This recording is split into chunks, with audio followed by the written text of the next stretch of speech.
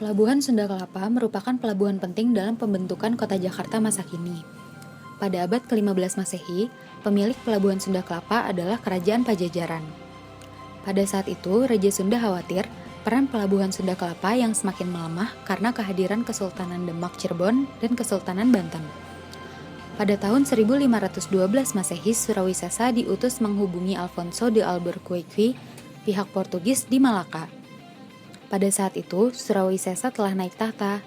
Raja Sunda pun sepakat dengan perjanjian persahabatan dan memutuskan untuk memberikan tanah di mulut Sungai Ciliwung sebagai tempat berlabuhnya kapal Portugis serta menyumbangkan 1.000 karung lada saat pembangunan benteng sudah dimulai.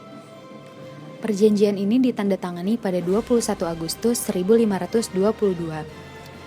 Pada hari tersebut didirikan pula prasasti yang disebut Padrau di mulut Sungai Ciliwung. Perjanjian Pajajaran dan Portugis ini mencemaskan Sultan Trenggana dari Kerajaan Demak, karena jalur perdagangan Laut Demak terancam terputus. Pada tahun 1524, Sultan Trenggono mengangkat Fadilah Khan menjadi panglima perang dan memerintahkan untuk melakukan penyerangan. Saat itu, pasukan Fadilah Khan berjumlah 1.967 orang. Sasaran pertama adalah Banten, yaitu pintu masuk Selat Sunda. Kedatangan pasukan ini didahului oleh huru-hara di Banten yang ditimbulkan oleh Pangeran Hasanuddin dan para pengikutnya. Kedatangan pasukan Fadilah menyebabkan pasukan Banten terdesak. Hasanuddin kemudian diangkat oleh ayahnya Sunan Gunung Jati menjadi Bupati Kerajaan Islam Banten pada 1526. Setahun kemudian, Fadilah bersama 1.452 pasukannya menyerang dan merebut pelabuhan Sunda Kelapa. Pangeran Tubagus Angke, Panglima Perang Kerajaan Islam Banten, ikut membantu menggempur Portugis di Sunda Kelapa. Bupati Kelapa bersama keluarga dan para menteri kerajaan yang bertugas di pelabuhan gugur. Pasukan bantuan dari Pakuan pun dapat dipukul mundur. Bantuan Portugis datang terlambat karena Francisco de Sá yang ditugasi membangun benteng di Sungai Ciliwung diangkat menjadi gubernur Goa di India.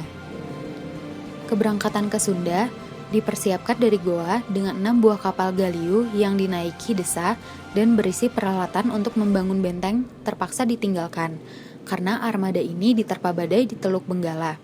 Desa tiba di Malaka tahun 1527. Ekspedisi ke Sunda ditolak dari Malaka. Mula-mula menuju Banten, tetapi karena Banten sudah dikuasai Hasanuddin, perjalanan dilanjutkan ke Pelabuhan Kalapa.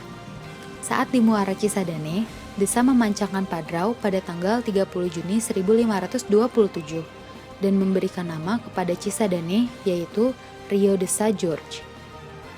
Kemudian Galio Desa memisahkan diri, hanya kapal brigantin yang dipimpin Duarte Kolho dan langsung ke Pelabuhan Kalapa. Kolho terlambat mengetahui perubahan situasi. Kapalnya menepi terlalu dekat ke pantai dan menjadi mangsa sergapan pasukan Fadilah. Atas kemenangan tersebut, Sultan Trenggono mengangkat Fadilah Khan sebagai bupati dan mengganti nama Sunda Kelapa menjadi Jayakarta yang artinya kemenangan paripurna. Saat itu, Fadilah Khan sudah merasa tua dan hendak pensiun. Ia kemudian menyerahkan kekuasaannya kepada Tubagus Angke. Tubagus Angke memerintah di Jayakarta dari 1564 hingga 1596.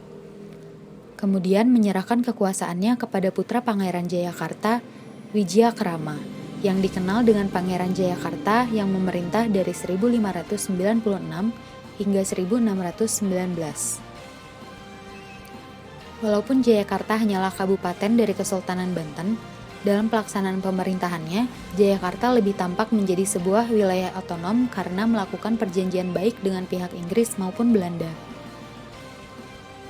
Ketika Belanda menguasai pada tahun 1619 Masehi, namanya diubah menjadi Batavia dan pernah pula berubah menjadi Jatcatra. Baru tahun 1942 Masehi diubah kembali menjadi Jakarta hingga hari ini.